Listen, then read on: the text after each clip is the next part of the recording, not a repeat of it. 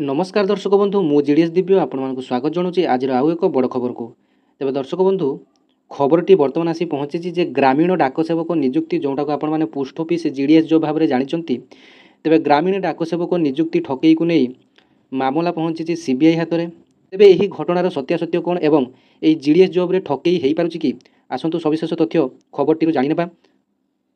जेहेतु आपने जानते यहाँ आपर क्यारियर मार्क अनुसार आपको जॉबटी मिलता है ये कौन एग्जाम देवाक पड़े ना तेणु आपण मनर भी डाउट थी जे एथिरे कौन फर्जरी हो पारुची कि स्काम हो पारुची जे पिला माने किभली 100% 98 99 एमती पिला 100% रखी यही जीडीएस जॉब करने आसुचंती। तेबे सतरे कौन यही जीडीएस जॉब रे स्काम होउची तेबे आसंतु खबरटी को संपूर्ण भाव में जानि नेबा। वीडियोटी जदि भल लागे गोटे लाइक करिवे अन्य शेयर करिवे। तेबे देखंतु खबरटी आसीची ग्रामीण डाक सेवक नियुक्ति ठकई मामलें सीबीआई तदंत। तेबे खबरटी आसीची आपण माने देखि पारुथिबे 23 एप्रिल 2025 8:33 PM रे। तेबे आपण माने फेक बोली भाबिबे नाही। आपण माने ओडिसार जेकोसी मीडिया रे आपण माने देखि पारिबे ओटीवी कनक न्यूज भास्कर न्यूज सबु चैनल रे ए 23 तारिख दिन आपण मानकर हाइलाइट थिला। तेबे संपूर्ण घटना जदि जानिबा तेबे देखंतु 2023 मसीहा रे एई जीडीएस नियुक्ति पई एक नोटिफिकेशन टी बाहरी थिला जो थे पदवी थिला 1100 समथिंग केते पदवी थिला। तेबे नियुक्ति प्रक्रिया रे समस्ते आवेदन कले। आवेदन कलापर जो मैंने सिलेक्शन हेले जितेबाला से डॉक्यूमेंट वेरिफिकेशन गले से प्रायतः अधिकांश पिला 100% लेखा रखी डॉक्यूमेंट वेरिफिकेशन जाइथिले। तेबे कलाहांडी संबलपुर फुलबाणी एमती केतक जगार सेठाकार जो सुपरिटेडेंट अच्छा जितेबाला डॉक्यूमेंट वेरिफिकेशन समय तांकू कौन कारण सन्देह होला जे पिला माने सतरे कौन 100% लेखा रखी ये जॉब करने आसीचंती। जो पिला कि नाम लेखा जानी नहीं इंग्लीश रे मध्य सामान्य ज्ञान नहीं इंग्लीश रे 100 ରୁ 100 रखी साहित्य रे 100 ରୁ 100 अर्थात संपूर्ण विषय रे 100 ରୁ 100 अर्थात 100% सब विषय रे 100 लेखा रखिचंती। किंतु सेमानकर सर्टिफिकेट ओडिसा रे नथिला।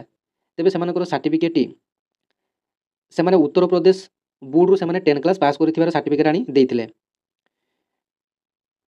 तेबे जेतेबेले डॉक्यूमेंट वेरिफिकेशन रे जो जांच अधिकारी थिले सेमानकर जेतेबेले डाउट हैला सेमाने एमानकु साधारणतः केतोडी क्वेश्चन पचारिथिले पणिकिया हो कि अल्फाबेटिकली जमी आपण मानकर एप्पल स्पेलिंग करूँ कि बानाना स्पेलिंग करूँ एमती किसी स्पेलिंग नॉर्मल स्पेलिंग पचारि जहाँफल पिला माने कहि पारि नथिले जहाँफल सेमानकर मन में डाउट थिला जे सर्टिफिकेट फेक हो पारे।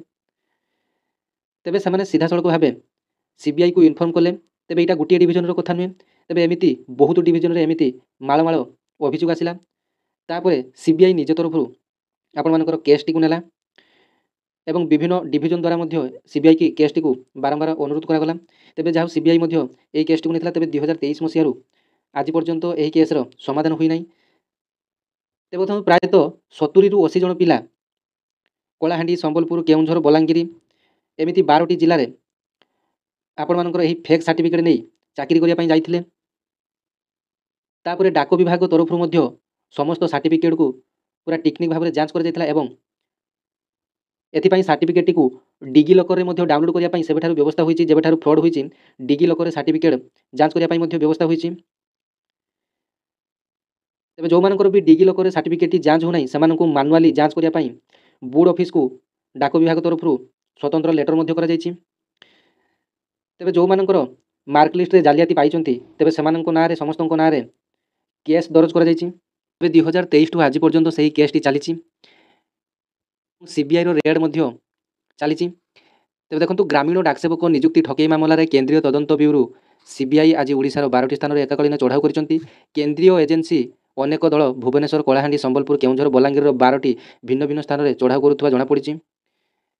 तेबे मे 9 2023 रे सीबीआई द्वारा यही मामला पंजीकृत करा अभियोग होता है 2023 जीडीएस नियुक्ति प्रक्रिया समय किसी प्रार्थी चाकरी पाइबा जाल मैट्रिक सर्टिफिकेट दाखल करते संपृक्त व्यक्ति घर और कार्यालय में तलाश समय सीबीआई अधिकारी मैंने बहु गुरुत्वपूर्ण कागजपत्र जबत कर जमापड़ा। तेबे अभियुक्त मानक पचरा उचरा जारी रही। सूचना था कि भुवनेश्वर कलाहांडी बलांगीर संबलपुर केउंझर जिले में सीबीआई जांच कर जांच समय ठकई जड़ित व्यक्तिविशेषकर घर मध्यस्थी उत्तर प्रदेश बोर्ड और national institute of opening school जोटा आपण मैंने जानी NIOS जाल मैट्रिक सर्टिफिकेट तैयारी करिबारे नियोजित थिबा अभियुक्त घर को टार्गेट करा जायछि। तेबे जांच बेले ठकई कार्यकलाप संबंधित अनेक अपराधिक कागजपत्र और लेखा उद्धार करा जायछि। सीबीआई 30 डिसेम्बर 2024 रे ପଞ୍ଚାବନ ଜଣ ପ୍ରାର୍ଥୀ ଏବଂ 3 ଜଣ ମଧ୍ୟସ୍ଥିଙ୍କ ସମେତ 58 ଜଣ ଅଭିଯୁକ୍ତଙ୍କ ବିରୁଦ୍ଧରେ ଭୁବନେଶ୍ୱରରେ ଅତିରିକ୍ତ ମୁଖ୍ୟ ବିଚାର ବିଭାଗୀୟ ମାଜିଷ୍ଟ୍ରେଟଙ୍କ କୋର୍ଟରେ ଏକ ଚାର୍ଜସିଟ୍ ଦାଖଲ କରାଯାଇଛି। ଏପଟେ ମାଷ୍ଟର ମାଇଣ୍ଡମାନଙ୍କୁ ଚିହ୍ନଟ କରିବା ପାଇଁ ଅଧିକ ତଦନ୍ତ ଜାରି ରହିଛି। ତେବେ ଯେଉଁମାନେ ଭାବୁଛନ୍ତି ଯେ ଏଇ ପୋଷ୍ଟାଲ ଜିଡ଼ିଏସ୍ ଜବ୍ରେ ବହୁତ ହେରଫେର ହେଉଛି ଏବଂ ଜାଲିଆତି ହେଉଛି, ତାହା ସମ୍ପୂର୍ଣ୍ଣ ଭୁଲ। ତେବେ ଦେଖନ୍ତୁ, ଏଇଟା ଆପଣମାନଙ୍କର ମାର୍କ ସିଲେକ୍ସନ୍ ହେଉଛି ଏବଂ ଆପଣମାନେ ଜାଣିଛନ୍ତି ଆଜିକାଲିର 10ମ ଶ୍ରେଣୀ ପରୀକ୍ଷା କେମିତି ହେଉଛି। ତେବେ ପିଲାମାନେ ମାର୍କ ରଖିବା ମଧ୍ୟ ସ୍ୱାଭାବିକ। ତେବେ 2023 ମସିହାରେ କିଛି ପିଲା ଉତ୍ତରପ୍ରଦେଶରୁ ଯେଉଁ ବୁଡ଼ ସାର୍ଟିଫିକେଟ୍ ଆଣି ଫେକ୍ ଭାବରେ ଏପ୍ଲାଏ ବେଳେ ସେମାନେ ଯାଞ୍ଚ ବେଳେ ଧରା ପଡ଼ିଯାଇଥିଲେ। କିନ୍ତୁ ଓଡ଼ିଶାର ଯେଉଁ ପିଲାମାନେ ଓଡ଼ିଶା ସାର୍ଟିଫିକେଟ୍ ବା ଓଡ଼ିଶା ବୋର୍ଡ଼ରୁ ଯେଉଁମାନେ ପାସ୍ କରିଛନ୍ତି ସେମାନଙ୍କର ସାର୍ଟିଫିକେଟ୍ କୌଣସି ପ୍ରକାର ଜାଲି ନୁହେଁ। ତେବେ ଏଇଟା ଥିଲା ସମ୍ପୂର୍ଣ୍ଣ ନ୍ୟୁଜ୍। ମାର୍କ ସିଲେକ୍ସନ୍ରେ ଆପଣମାନଙ୍କର ଏହି ଜବ୍ଟି ହେଉଛି। ଆଗାମୀ ଦିନରେ ମଧ୍ୟ ମାର୍କ ସିଲେକ୍ସନ୍ରେ ହେବ ଏବଂ ବର୍ତ୍ତମାନ এই ଜିଡ଼ିଏସ୍ର ସେକେଣ୍ଡ ମେରିଟ୍ ଲିଷ୍ଟ ଆସିସାରିଛି। ଯେଉଁମାନେ ପୋଷ୍ଟ ଅଫିସରେ এই ପୋଷ୍ଟାଲ ଜିଡ଼ିଏସ୍ ଜବ୍ କରିବା ପାଇଁ ଆଗ୍ରହୀ ଅଛନ୍ତି, କେଉଁଠି କ'ଣ ଆବେଦନ କଲେ କେମିତି ଆପଣମାନଙ୍କର ହେଇପାରିବ, ତେବେ ଜିଡ଼ିଏସ୍ ଜବ୍ ସମ୍ବନ୍ଧରେ ଯଦି ବି ଆପଣମାନଙ୍କର କିଛି ଡାଉଟ୍ ଥାଏ ଆପଣମାନେ ମୋତେ କମେଣ୍ଟ କରିବେ। ପ୍ରତ୍ୟେକ ଦିନ ଆପଣମାନଙ୍କର କିଛି ନା କିଛି ଜିଡ଼ିଏସ୍ ସମ୍ବନ୍ଧରେ ନୂଆ ନୂଆ ଅପଡ଼େଟ୍ ଆସିଲେ ଆପଣମାନଙ୍କୁ ଦେଇ ଆସିଛି। ତେବେ ପୁଣି ଜୁନ୍ କିମ୍ବା ଜୁଲାଇ ମାସରେ ପୁଣି 1000ରୁ 1500 ଭ୍ୟାକେନ୍ସି ଆସିବା ପାଇଁ ଯାଉଛି, ଯାହାକି ଯେଉଁମାନେ ଏଥର ସିଡ୍ୟୁଲ୍ରେ ଯେଉଁମାନେ ଏପ୍ଲାଏ କରିପାରିନାହାନ୍ତି ସେମାନେ ସମସ୍ତେ ଜୁଲାଇ ସିଡ୍ୟୁଲ୍ ପାଇଁ ଏପ୍ଲାଏ କରିନେବେ। ତେବେ ଆଜି ପାଇଁ ରହୁଛି, ଧନ୍ୟବାଦ। ଜୟ ଜଗନ୍ନାଥ।